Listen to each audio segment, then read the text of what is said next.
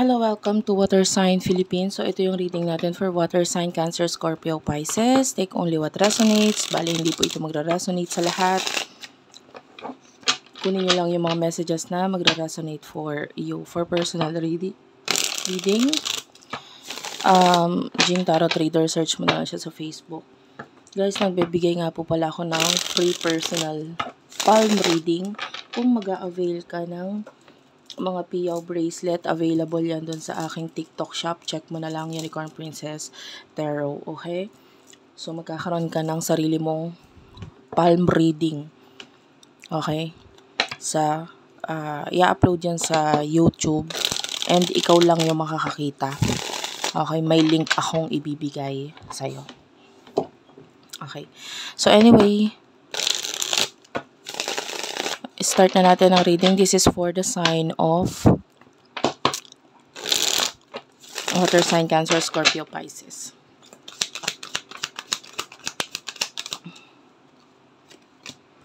You do have here the Queen of Stones, Eight of Stones,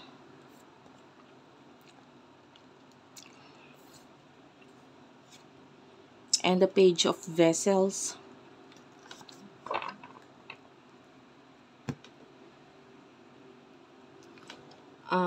Two of Stones is at the bottom of the deck. So, nakakita ko ng challenging connection dito, by the way. Challenging connection, pero nandun yung kagustuhan ninyo na maabot ang bawat isa with the pole star, that is Aquarius energy. Sa ngayon, ang focus is mga kanya-kanyang sarili. Pero alam mo yon, just in case open, may offer or mag-offer ikaw ng connection or siya mag-open ng connection sa'yo. Tapos open naman, parehong open pareho. Nandun yung tatanggapin eh. You know? Maybe this is you, nakukuha ko yung energy mo with the Queen of Stones. Medyo umiiwas or lumalaylo ka dito sa person na ito. Tinatry mo yung best mo na maging matigas sa connection na ito, na ikaw yung lumalayo or umiiwas. Yung person na ito is actually busy but is thinking of you. He or she is thinking of you. Na kahit busy siya, nandun pa rin yung marka mo. Kumbaga may mga iniwan kang memories or mga alaala dito sa person na ito. Yung iba, ikaw yung laging nasa isip ng person na ito, na to the point na gumagawa na siya ng istorya sa isip niya na may kinalaman sa inyo. Maybe kasi kung may memories man, hindi ganun karami.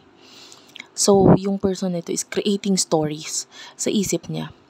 And then, with the Page of Vessels, nandun yung both of you are longing for each other. Nandun yung paghahangad ninyo sa bawat isa. Pero, sa ngayon, kung saan na lang muna kayo dalhin ng tadhana, alam mo yon, go with the flow na lang. And then yung person mo ganun din. Kung saan na lang muna siya dalhin ng tadhana, like hindi niya pinipilit yung connection ninyong dalawa. And I feel like you're still longing for each other. And yun yung pinaka number one challenge sa connection na ito. Kasi nandun yung maybe walang gumagawa ng actions, isa yun sa challenge. Or yung paggawa mismo ng action, yung very challenging para sa inyong dalawa. No one is taking actions.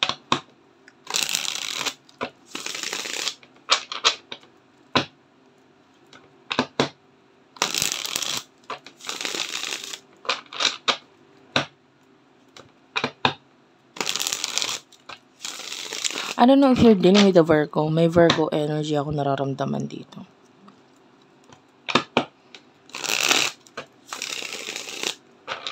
Or a Libra.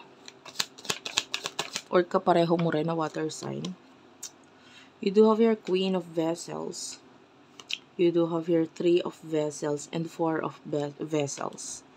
Sa connection na ito, nakikita natin na parang the guardian is here. So, both of you are being guarded, no? Sa mga gagawain ninyo na aksyon sa bawat isa. Like ikaw, ginagard mo yung sarili mo, yung parang ayaw mong masyadong magpakita ng motibo or gumawa ng action talaga dito sa person na ito. Ayaw mong magmukhang ikaw yung parang gustong-gusto or mahal na mahal ng taong to. Parang ayaw mo naman ng ganun. And with the Queen of Vessels, I do feel like you look so attractive, by the way. And I feel like gusto mo rin kung ano yung mga nakikita mo ngayon sa sarili mo, whether ito ay your looks or maybe yung pagmamahal ngayon is focus mo sa sarili mo. You really do shine. Okay, talagang nagsha-shine ka. Malaki yung pinagkaiba mo dun sa mga tao na kabarkada or kaibigan mo in the past. Medyo nagle-level up ka sa kanila, angat ka sa kanila. Nakikita natin na malaking tulong yung sinimulan mong mahalin mo yung sarili mo. Nung sinimulan mong mahalin ang sarili mo, doon mo na-realize na you can do a lot more. You can be better, or for now, you are the best version of yourself. As much as possible, tinatry mo maging best version ng sarili mo. Talino mo, etc. Ginagamit mo lahat yan ngayon. With the Three of Vessels, this is like the energy of your person na parang feeling niya ang dami niyang kaaway sa'yo or kalaban sa'yo. Hindi lang pagdating sa love, sa attention mo, or ang dami niyang challenge pagdating sa'yo. So parang nalalabuan siya ngayon na makuha ka dahil ngayon ang focus niya is yung mga kalaban niya sa'yo. You know? So, pwedeng ginagawa niya better yung sarili niya kasi iniisip niya kailangan mas malampasan ko yung mga taong nakaka-connect mo. Okay? So, hindi naman yun ang focus, no? Na nakikipaglabanan siya. Pero ngayon kasi, focus siya sa sarili niya kasi feeling niya, kapantay niya kung ano man yung mga taong kakonect mo. Tapos kailangan mas mahigitan niya yun.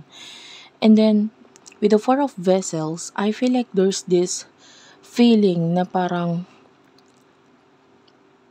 alam mo yun, nakakainip maghintay.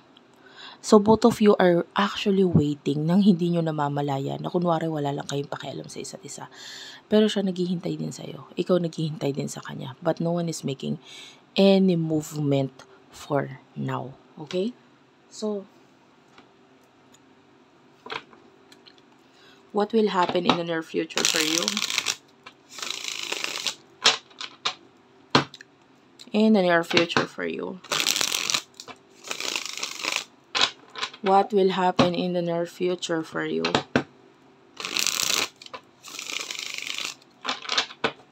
Water sign.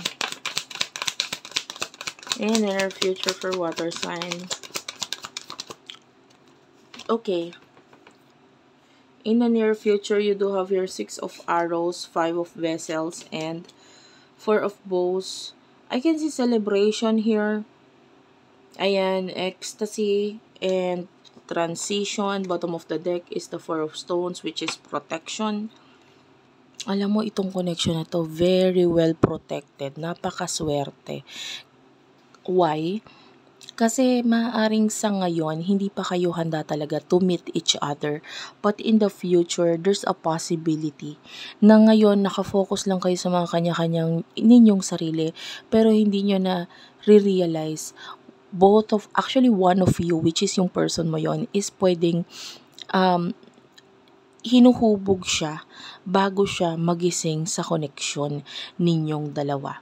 So, this is a soulmate connection, and with the 6 of Arrows, ikaw nakafocus ka na dun sa transition dun sa pagbabago sa sarili mo, na bago mo na yung sarili mo. Yung person mo, pwedeng ikaw ay nagising ka na rin sa connection ninyong dalawa, and then itong person nito is nandun siya sa process na yun. Nauna ka lang ng konti. But in the end, nakakita tayo ng celebration between the two of you. Sinasabi kong protected itong person or ang connection ninyong dalawa kasi there's a lot of love, pero ang kailangan mo nang ma-realize or matutunan is kung paano mahalin ang bawat sarili ninyo, which is ikaw pwedeng na gawa mo na yon. Minamahal mo na ngayon na sarili mo, nagfo-focus ka na lang sa sarili mo muna. Yung person mo, nakikita niya yung mga insecurities niya, mga pangit sa kanya, mga bagay na nakikita niya nagiging dahilan kung bakit hindi siya pwedeng mag-open sa'yo or what.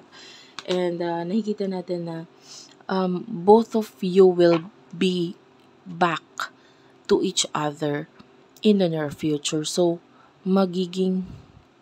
magkakaroon ng pagbabalik sa inyo, sa bawat isa in the near future. There is this future na nakikita natin na may kasayahan, may passion. I can see sexual connection sa inyong dalawa in the future.